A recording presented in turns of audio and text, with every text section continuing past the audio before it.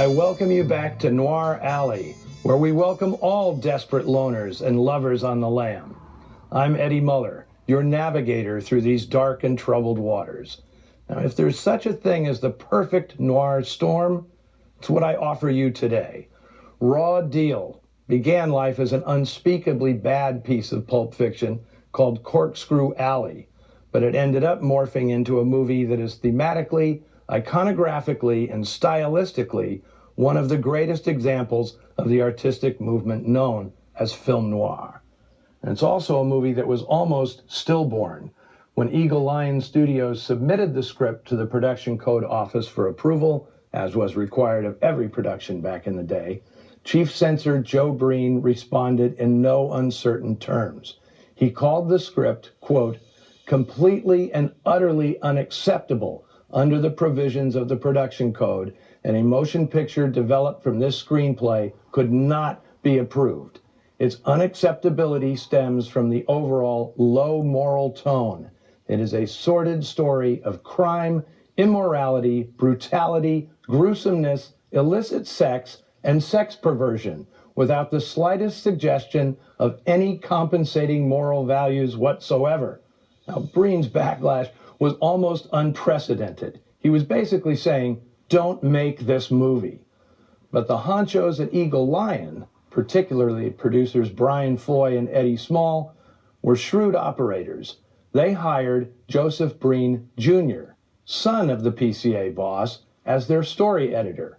And Jr. assured his dad that the script of Raw Deal would be altered to accommodate all of his objections. Now, the studio made exactly the picture it wanted.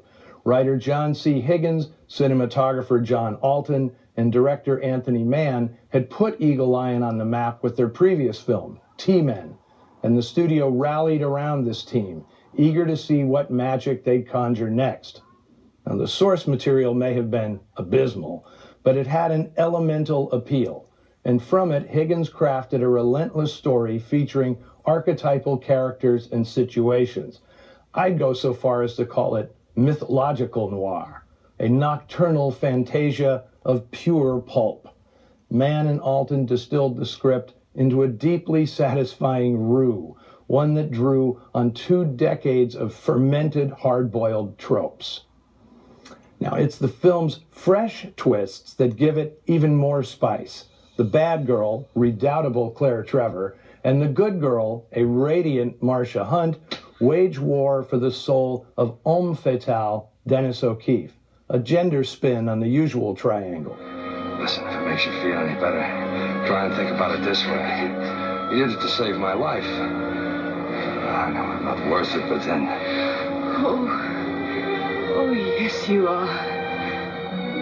And film noir's omnipresent voiceover is this time delivered breathlessly by Claire Trevor, one of the few times a woman narrates a noir. And it's only fitting that this honor goes to Claire Trevor, who earned an exalted place in the noir pantheon. From Dead End through Key Largo, she can lay claim to being the genre's grande dame. But this film was a change of pace for her, at least sartorially. Typically in her noir films, Trevor had dozens of costume changes, all accompanied by a dazzling array of elaborate hats. Check out her wardrobe in Murder My Sweet, Crack Up, and Born to Kill. There's got to be 30 costume changes just in those 3 pictures. But here, the poor woman is on the lam, stuck in one dress for the entire picture. Now, another atypical aspect of Raw Deal is its score. Composer Paul Sawtelle created it with a theremin, an electronic instrument in which the frequency and amplitude of sound is controlled by the player's hands, which never come in contact with the instrument. Something about this sound, matched to John Alton's imagery, well, it makes Raw Deal unforgettable. Now, when he was making B films, Anthony Mann would find the 2 or 3 scenes in a script where he could really cut loose. And he'd shoot those first, applying everything in his artistic playbook to create extraordinary set pieces.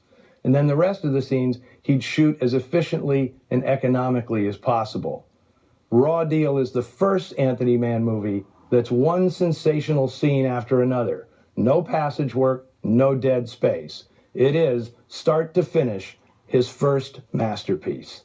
From 1948, the year that announced Anthony Mann as a major talent, here is Raw Deal.